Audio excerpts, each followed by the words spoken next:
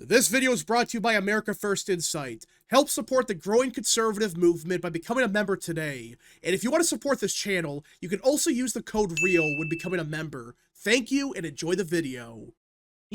I can't get over the fact that it's already been a week since Charlie Kirk was assassinated, which is still crazy to say. I mean, it's not like he's on vacation or he's in the hospital. No, Charlie Kirk is gone. And I think a lot of people are slowly starting to realize that he's gone. It's not like he's on vacation or whatever. No, he's dead. Which I still can't believe I even have to say that.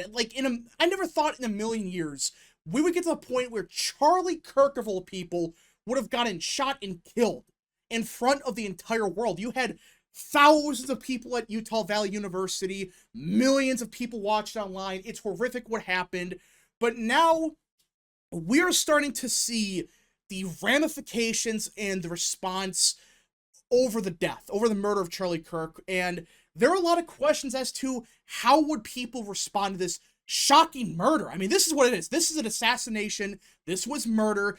Don't let the leftist media fool you. This was a leftist lunatic that killed Charlie Kirk. All right, that's what happened. That's what all the evidence is showing right now. Don't get distracted by some other conspiracy crap. It was a leftist nut job who thought that Charlie Kirk was a fascist and he was a transphobe and all this crap. And well, he's now dead because of it. And everyone was kind of wondering, how would people respond to this? Because the last time we had a political assassination this big in America, well, outside of Trump nearly dying last year, that was obviously one of the biggest shootings, but the biggest assassination since probably MLK, since RFK in the 60s. It's been a long time since we saw anything like this. Again, Trump was mere millimeters away from dying, but thankfully he did survive. But this is an actual assassination. He's dead. It's not an attempt that failed. He is dead. And we're starting to see the real ramifications as to how would the American people respond. And it seems like the American people have said enough is enough. There's over 54,000 new chapter requests since Charlie Kirk's assassination for TPUSA. Yeah, not 5,000, which already would have been crazy because that's like 1,000 a day. There's over 54,000 new chapter requests for TPUSA since last Wednesday. That is insane. 54,000. For those that are wondering, is this actually real? Yes. Turning Point confirmed. Yes, in the last 6 days, actually just yesterday, in fact, they were 54,000. So it's probably closer to 60,000 now. That is incredible. That's a sign that a lot of people have said, enough is enough. I mean, that's insane. 54,000 requests from high school and college students nationwide. I'm shocked by this. I knew there was going to be some kind of response, but wow. Everybody's saying, enough is enough. We're going to work with TPUSA.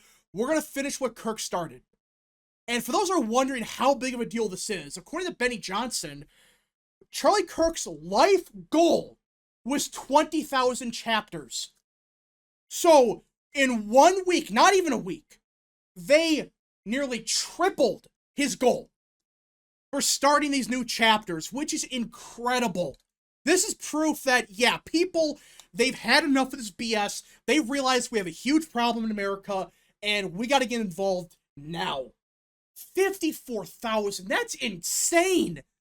Like Benny Johnson said, his life goal is 20,000. In just 1 week, it's triple that. That is incredible. Again, everyone thought there was going to be some kind of major response for obvious reasons. This guy got killed in front of everybody. But this is beyond what anybody thought was even possible. Everyone thought, oh, it might be 1,000, might be a couple thousand. No, 54,000. Now, of course, some of these requests are probably duplicates or whatever. I get that. But still, there's clear evidence across the board that, yeah, people are motivated, they're engaged, they want to do whatever they can to help Charlie Kirk's organization. That they've realized that what happened Wednesday can never happen again. You have to stop these people once and for all. You cannot let these radicals win any more elections. Because, let's be honest here, what happened last Wednesday is a consequence of this radical ideology that we've let fester for decades now. It first started in Portland and Seattle, and then it spread to other Democrat states and cities, and then it's in deep red areas like Utah. Well, we're not talking about downtown Seattle. He got shot in Utah. Just 20 years ago, Utah was the most conservative state by far. And it still is fairly conservative, and I know we are dealing with Mormons, I get that, but still, just 20 years ago, just even 5 years ago, this would have been seen as crazy to even suggest that, wait, this crap is happening in Utah? Like, everybody knows this shit goes on in Portland, and Seattle, and San Francisco, and all these other big cities. But in Utah? Really? It's incredible what's going on. The response is amazing. And it's not just Turning Point getting new chapters. We're actually seeing a huge surge in voter registration. Okay, now listen. Voter registration, like I've said many times before, it can be misleading. It's not everything. And I know this is Florida, but still, look at this. The number of new Republican voters per day in Florida has tripled since the assassination of Charlie Kirk. Yeah. Not go up 1% and that's it. It's tripled in the daily counter since his assassination. Not 1%, not 2%. It tripled.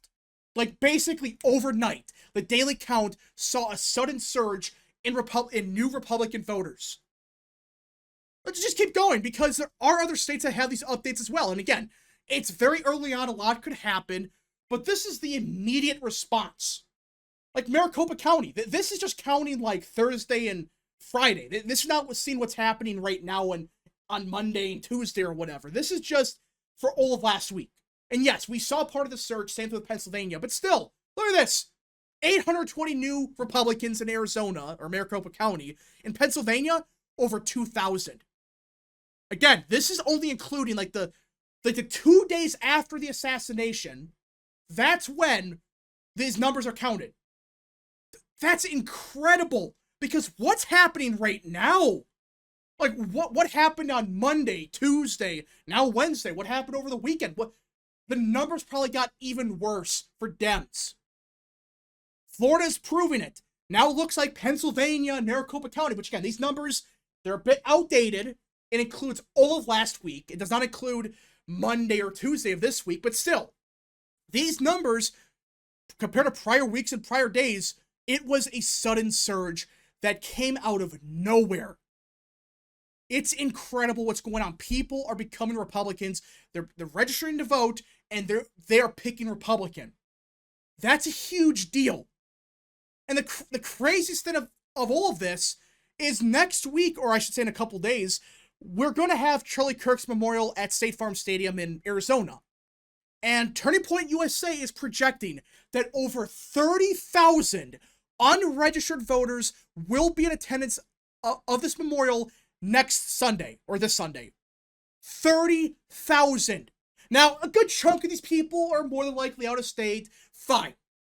But it's expected that over 30,000 people that are not registered to vote will be in attendance. And apparently TPUSA, they're going to make sure, if they live in Arizona, of course, to get every single one of these people registered to vote. And the county recorder is surging voter registration forms that can be printed and filled out by attendees, per Teller Bauer, which is incredible.